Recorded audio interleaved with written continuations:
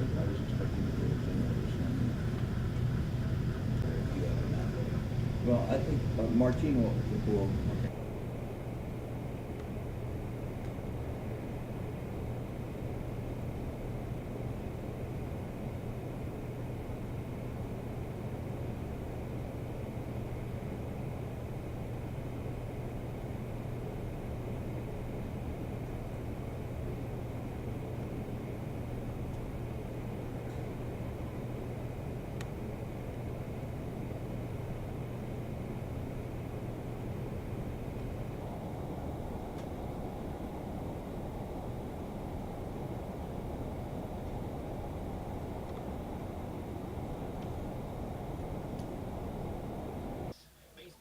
Yeah, one comes through, then they follow, like sheep.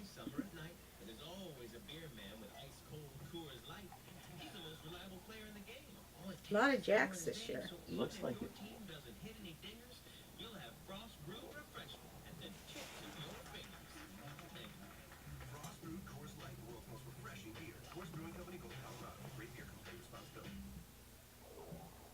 They'll still head. And look at That's a the beautiful jack, jacks. huh? Yeah, that's a really nice couple nice jacks. Oh, look at that. Oh my God.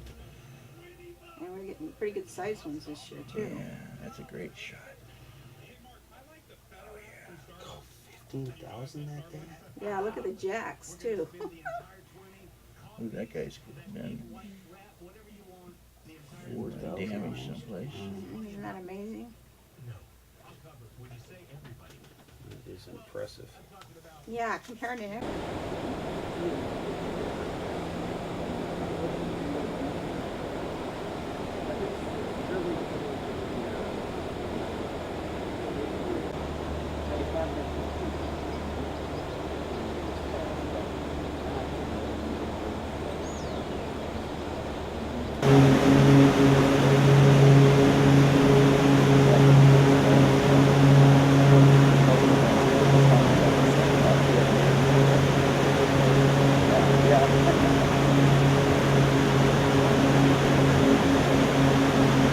Okay, let's go inside.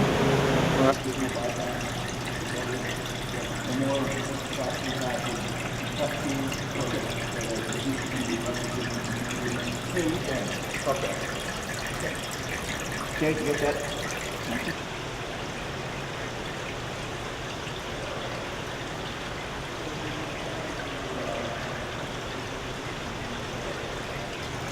We are identifying them to species, and whether they are hatchery of origin or not, And so how can you tell the hatchery part? because a hatchery fish always has this adipose fin missing. Oh.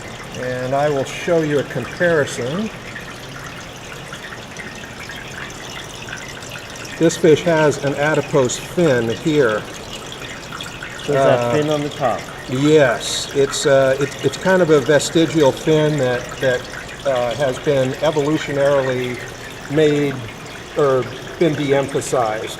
And, so the hatchery ones don't have that at all? right, the hatchery, what they do is they clip this fin off at an early age, and that distinguishes a hatchery fish from potentially a non-hatchery fish.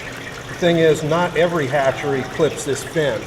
So a fish with an adipose fin intact doesn't necessarily mean that it's wild. It could be a hatchery that's not Doing that. simply not been clipped. So what we do is we identify them to species and whether they're clipped or not.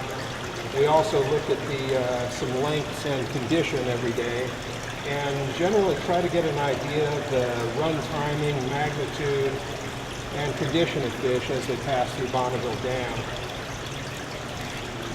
This is a system where we actually count the fish that we identify. Like, for example, these abbreviations are for Chinook and coho, for example, and this is clipped versus unclipped. Ooh.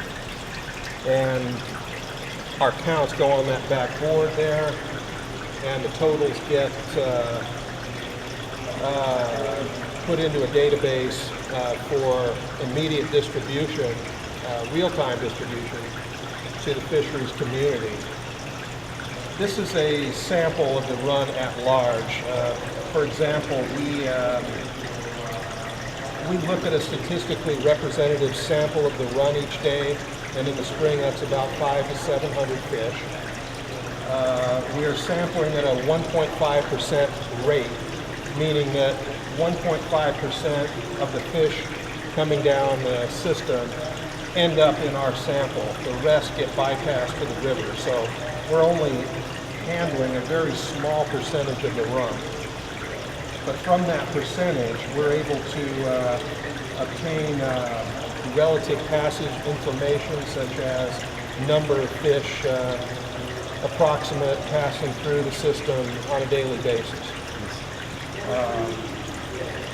As well as any conditions of the fish that may be indicative of a passage problem or not. And the vast majority of the fish that we look at, of course, are in pretty good shape.